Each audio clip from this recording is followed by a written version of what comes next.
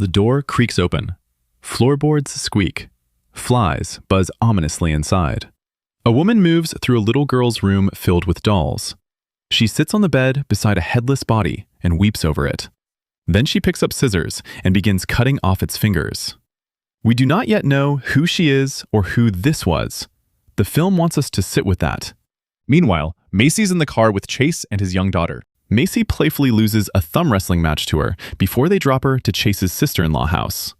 The girl explains to Chase about unicorn lore with adorable confidence. Winged unicorns are called pegacorns. Only pegacorns can fly. His daughter runs inside. He is nervous. He is going to propose to Macy at his favorite spot on the trail. His sister-in-law reassures him that his girlfriend will absolutely say yes. Meanwhile, Macy is on a call with her friend. She wants to marry Chase. She confesses she never dreamed of becoming a mother. A deeper fear surfaces. She worries she might become like someone terrible. Her friend cuts her off sharply and declares she is nothing like that monster. Chase arrives and jokingly asks if they were talking about him. They drive to the trailhead, bickering over survival gear and life straws. Macy pretends to lose the car keys, then reveals them with a laugh. Chase falls for it every time. On the trail, Macy suggests testing their life straws. She jokes about skinny dipping.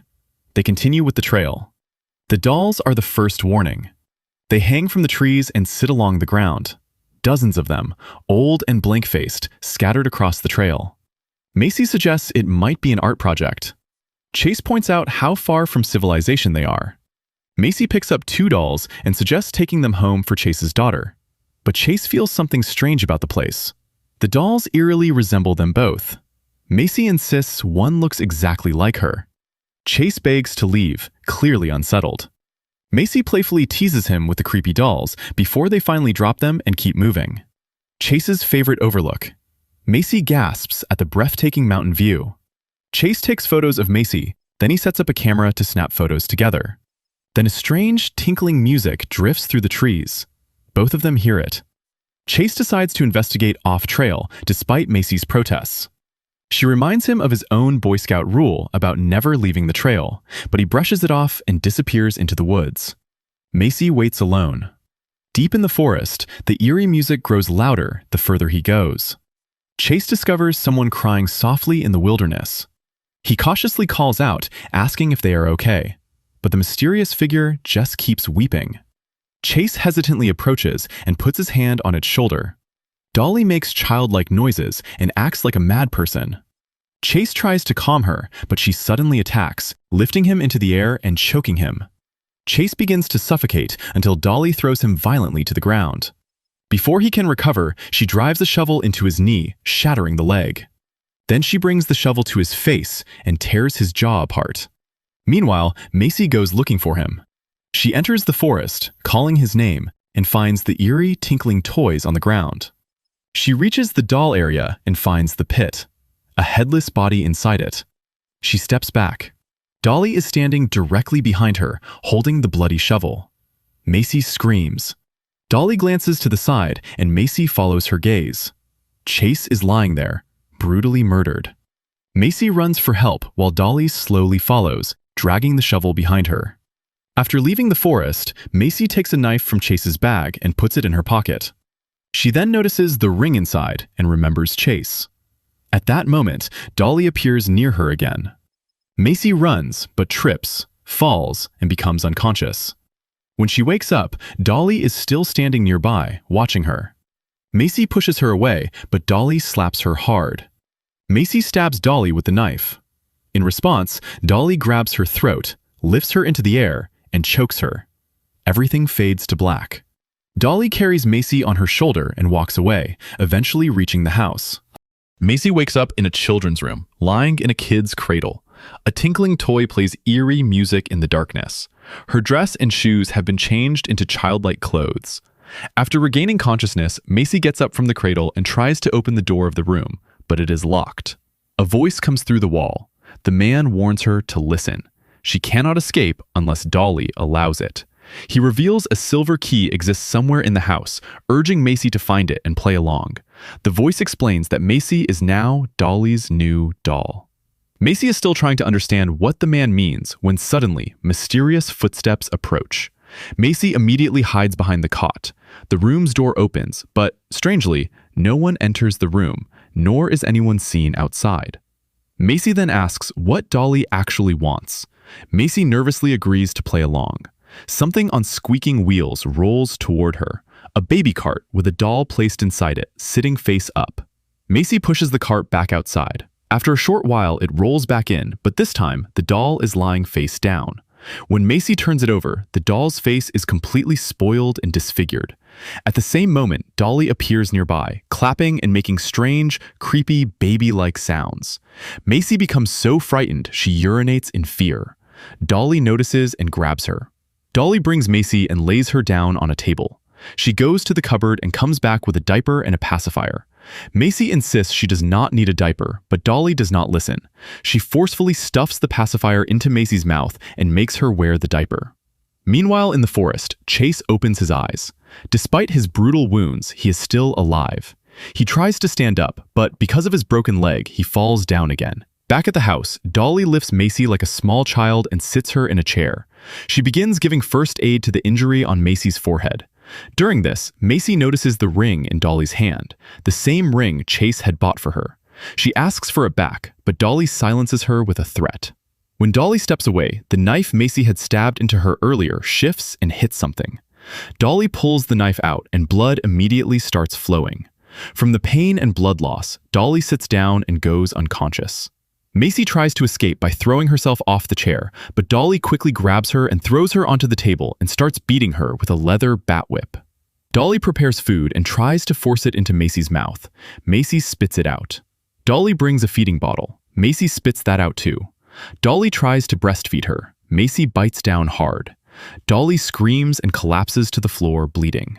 Macy runs, pulling the diaper off as she goes. Before Macy can successfully escape the house, the man's voice calls out from the locked room again. He tells her the keys are in the basement, Dolly's special place. Macy then goes to the room where Dolly had earlier cut off the fingers of the dead body. When Dolly enters searching for her, Macy is hiding behind the door with scissors in her hand.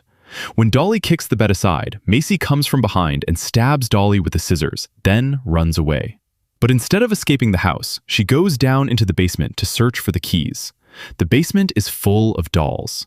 There is also a severed head on a chair there, and the keys are hanging around its neck. Macy takes the keys. But Dolly appears and throws her back into the room. Dolly has torn Macy's ear, and Macy is screaming in pain. Dolly calls Macy to come into her lap. While crying, Macy notices that the keys are now hanging around Dolly's neck. So she goes and sits in Dolly's lap. Dolly then stitches Macy's ear herself, humming like a twisted lullaby, rocking in her chair. Like a mother putting a child to bed. Morning arrives. Chase is still crawling through the forest, trying to survive. Despite his brutal wounds, he keeps opening his eyes and pushing himself forward. He keeps crawling. Macy had fallen asleep in Dolly's lap. When she wakes up, she quietly gets down from Dolly's lap and carefully takes the keys hanging from her neck. Dolly is snoring softly in the dimly lit nursery filled with dolls and pink wallpaper. Macy leaves the room and she hears the man calling out again. She goes to the locked door.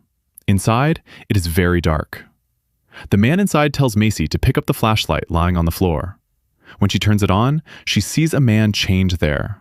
Dolly has kept him imprisoned for months, ever since Dolly's mother got sick.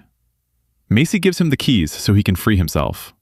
She looks around the room and finds garbage, walls covered in blood, and another man's dead body. The chained man tells Macy the dead body belongs to his brother, whom Dolly killed right in front of him. Then the man suddenly grabs Macy by the throat and forces her downstairs. He starts calling Dolly baby girl, using Macy as a hostage. He is not a victim. He is Dolly's brother. After their mother died, Dolly chained him in that room. He wants the house back. He uses Macy as a human shield and slices her face open when Dolly does not appear fast enough. Dolly arrives holding her shovel. The man uses Macy as a shield and forces Dolly to open the main door.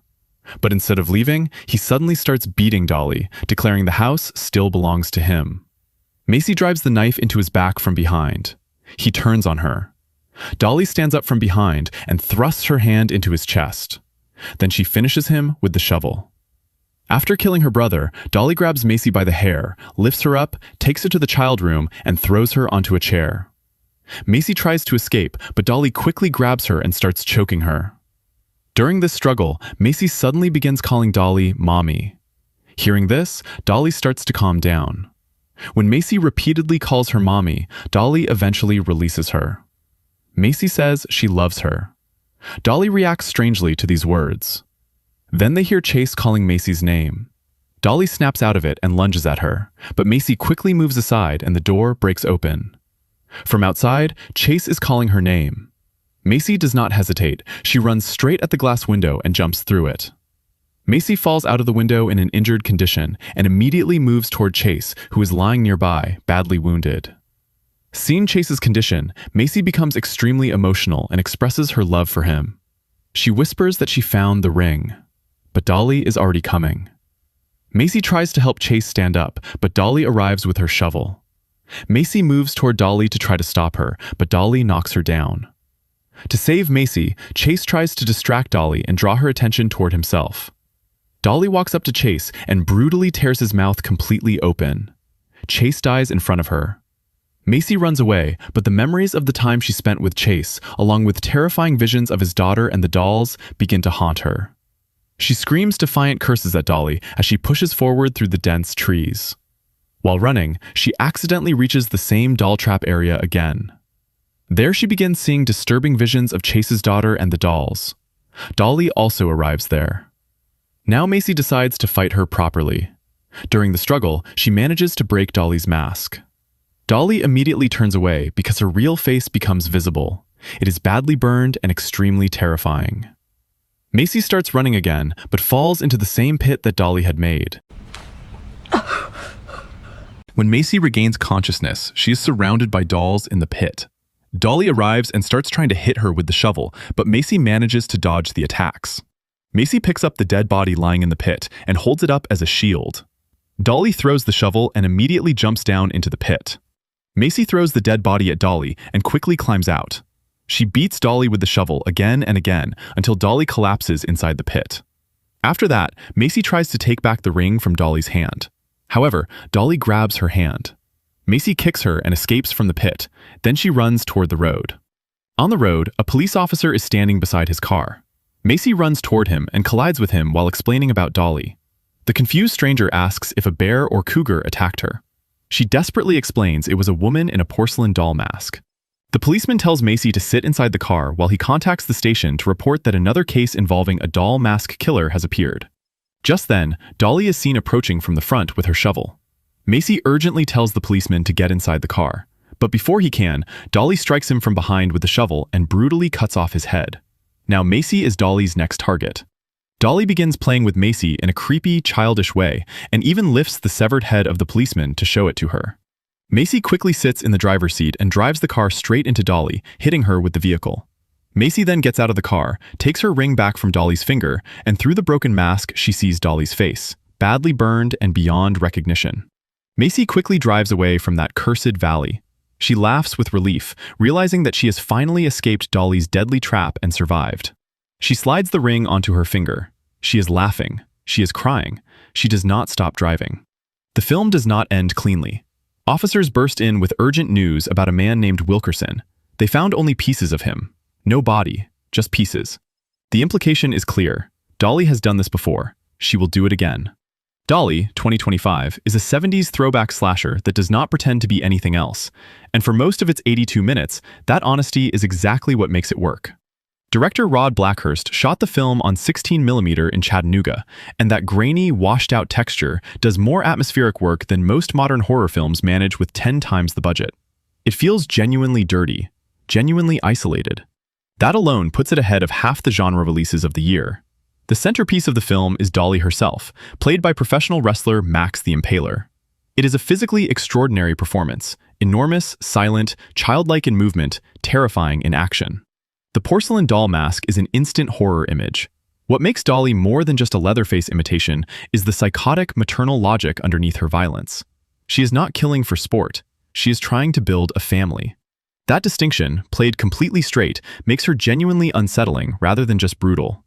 Fabianne Therese holds the film together as Macy. She is not a screaming, passive victim. She bites, stabs, improvises, and keeps thinking even when she has nothing left. The film earns its final image because Therese earns every step that leads to it. Seann William Scott is used well in a limited role, though Chase functions more as motivation for Macy than as a character in his own right. The weaknesses are real. The man chained in the locked room is introduced as a potential ally and revealed as an antagonist, but the twist arrives so quickly it barely registers. The chapter structure, mother, daughter, home, father, reunion, fight, goodbye, is a nice idea that the film does not fully exploit. And there are sequences in the middle act where the pacing drags, where one more horrifying imposition feels like repetition rather than escalation. But Dolly knows what it is and commits to it completely. That is rarer than it sounds. It is unpleasant, relentless, and surprisingly moving at the end. For horror fans who grew up on the original Texas Chainsaw Massacre and want something that channels that energy without simply copying it, Dolly delivers. 7 out of 10. If you made it to the end, drop a comment with your thoughts, hit the like button, and subscribe. Every single one of you means a lot to us.